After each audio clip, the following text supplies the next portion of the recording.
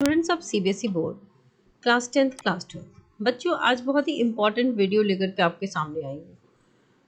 कुछ मैक्सिमम बच्चों के बड़े डाउट्स हैं कि रिजल्ट कैसा आएगा, क्या होगा। सबसे बड़ा एक ही डाउट है कि पास होंगे कि नहीं।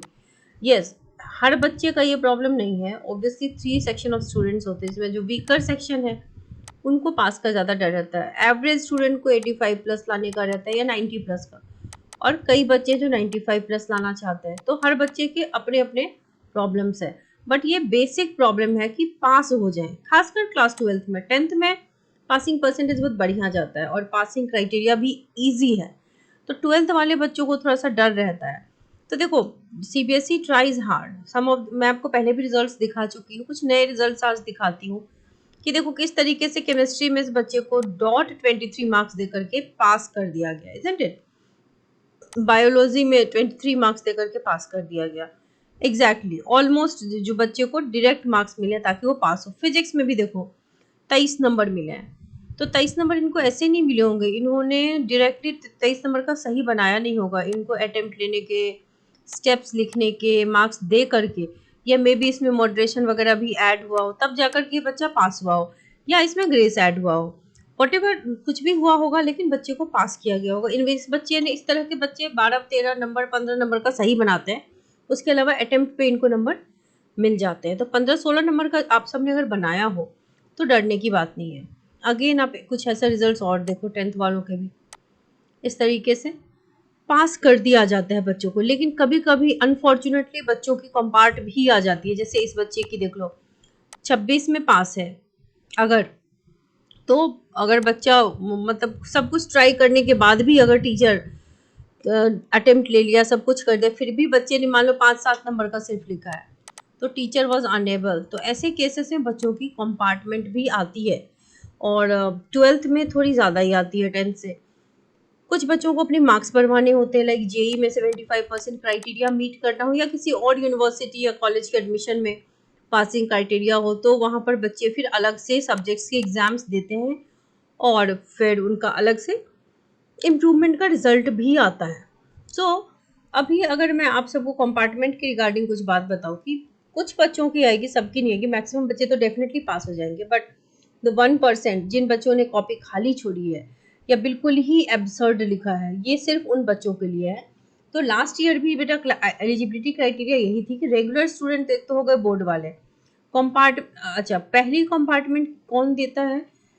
ये 2023 का था, जिसमें कंपार्टमेंट आपको 3 चांसेस देती है सीबीएसई। फर्स्ट चांस कब होता है?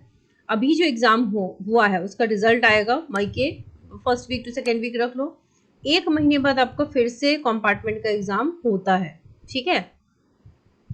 तो ये हो गया फर्स्ट कंपार्टमेंट।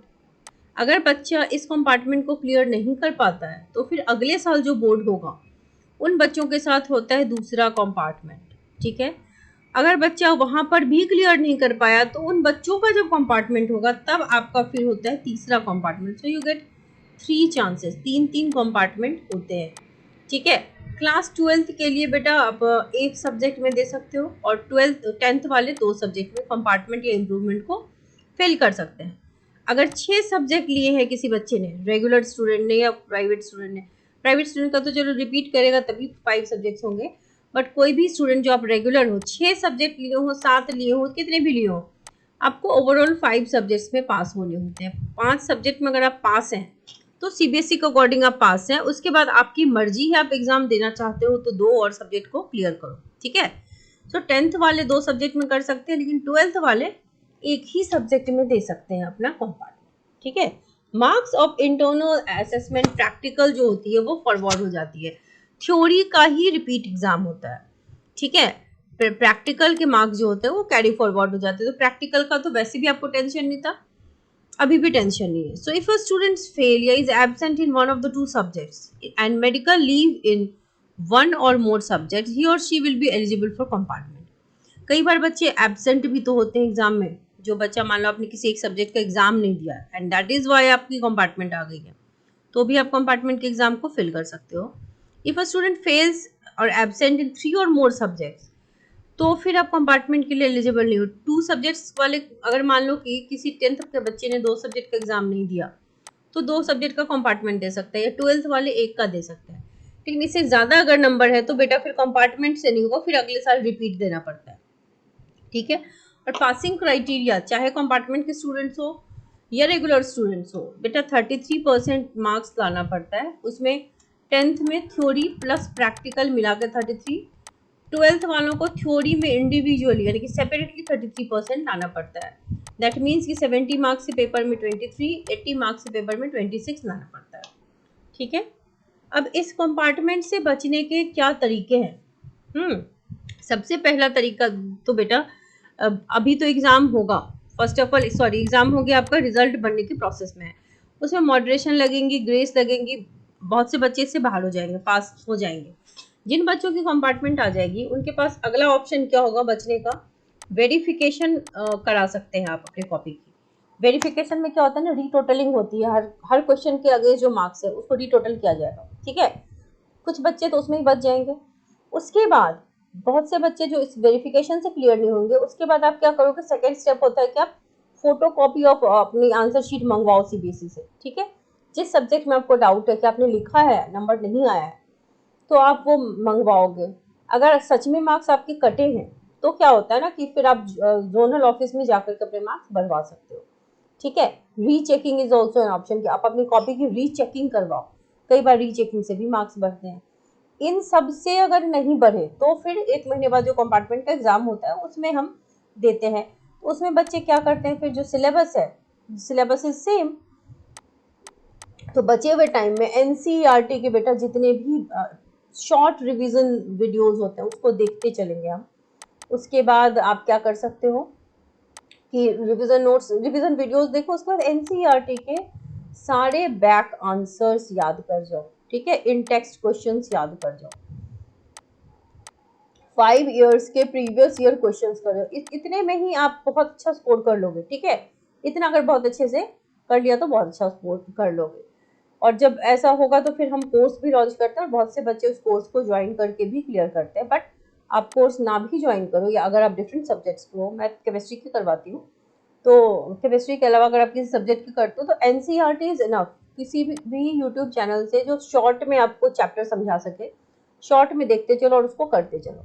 अगर आप बहुत ही श्योर हो कि आपने एग्जाम में नहीं लिखा है बेटा, तो आपके पास चांस है, अभी भी अच्छे से तैयारी करो और उसको क्लियर कर सकते हो। So there are an number of ways जिससे आप इसको क्लियर कर सकते हैं। थोड़ा सा मेहनत लगेगा, अभी नहीं किया तो आगे कर लो। Now taking some of your comments, ma'am मेरा एंटरप्रेन्योरशिप में 23 आउट ऑफ 70 आ रहा है। बेटा then why are you worried? 23 out of 70 आ रहा है तो यू आर तो डेफिनेटली पास, है ना। तो टीचर आपके नंबर काटेंगे नहीं, that is not going to happen. Accounts में बेटा जिन बच्चों ने एटलीस्ट स्टेप्स लिखे हैं कुछ क्वेश्चंस के, तो same rule applies to every branch, every department. हर जगह एक ही चीज़ अप्लाई होती है, स्टेप मार्किंग, अटेम्प्ट के नंबर, ये सारी चीज़ें हर जगह है। 12th की हिस्ट्री में 18-19 बन रहा है, 26 बेटा देखो 18-19 आपका बन रहा है, then you must have take physics, क्योंकि हिस्ट्री सब ऐसे सब्जेक्ट्स में लोग क्वेश्चन छोड़ते नहीं है। ऐसा होता है ना, जैसे फिजिक्स है, केमिस्ट्री है, वहाँ पर सवाल नहीं बना तो समटाइम्स यू रिमेन ब्लैंक। लेकिन हिस्ट्री में आप कुछ ना कुछ तो बना के लिखे होगे ना, खाली छोड़ के तो नहीं आओगे पेपर। तो टीचर आपको अटेम्प्ट दे करके पास कर देंगे। सो डोंट वरी, आपने अटेम्प्ट लिया है तो पास हो जाओगे। अकाउंटेंसी में 52 मार्क्स आ रहे हैं, मार्क्स का अटेम्प्ट किया, ओके। ये भी नहीं पता उसमें कितने सही है। बेटा अगर आपने 52 मार्क्स का बनाया तो टीचर आपको 100% पास करेगा। इसमें आपका कम से कम 30 नंबर का तो सही होगा ना मिनिमम, आप पास हो। 28 पेज भरे हैं 32 में, ओके। बेटा अगर रेलेवेंट है ना, रेलेवेंट लिखा है तो डेफिनेटली पास हो जाओगे। यस आई रियली प्रे कि सब बच्चे पास हो। इस बार चांसेस वैसे तो डेफिनेटली बन रहे हैं कि लास्ट ईयर से बहुत ज़्यादा अच्छा रिजल्ट हो। So this is little information regarding compartment exam. I wish कि किसी का भी ना आए, कंपार्टमेंट में जाएं बच्चे, लेकिन फिर भी जो ट्रुथ है, जो फैक्ट है कि there will be certain number of student, खासतौर पे वो बच्चे जिन्होंने पेपर खाली छोड़ी है या कुछ भी इररिलेवेंट लिख दिया टोटली, तो वही बच्चे इसमें आएंगे, बाकी कोई नहीं आएगा। तो वही बच्चे तैयारी शुरू करें, बाकी बच्चे स्टे पॉजिटिव, स्टे अपडेटेड। और जिन बच्चों की आ भी जाएगी वो भी आप पॉजिटिव रहो। कंपार्टमेंट आपके लिए पहली बार होगा, लेकिन मेरा ये पिछले कई सालों का एक्सपीरियंस है, I have been seeing students, हर बार बच्चे कंपार्टमेंट में आते हैं। बेटा कई बच्चे कंपार्टमेंट में बहुत अच्छा स्कोर कर लेते हैं, and even they crack JEE and NEET also. तो ऐसा नहीं है कि अगर ये हो ही गया, मान लो कि कई बार होता है कि हम मेडिकल इंजीनियरिंग की तैयारी करते रहते हैं और उसमें होता क्या है कि हमको बोर्ड के फॉर्मेट से लिखने की आदत नहीं होती, तो उस वजह से भी कई बार बोर्ड में नंबर खराब आ जाते हैं या कंपार्टमेंट भी आ जाती है। बट आपके पास सब्जेक्ट की अगर नॉलेज है तो थोड़ा बहुत राइटिंग प्रैक्टिस करोगे तो हो जाएगा। So it's okay. So wish you all the very best.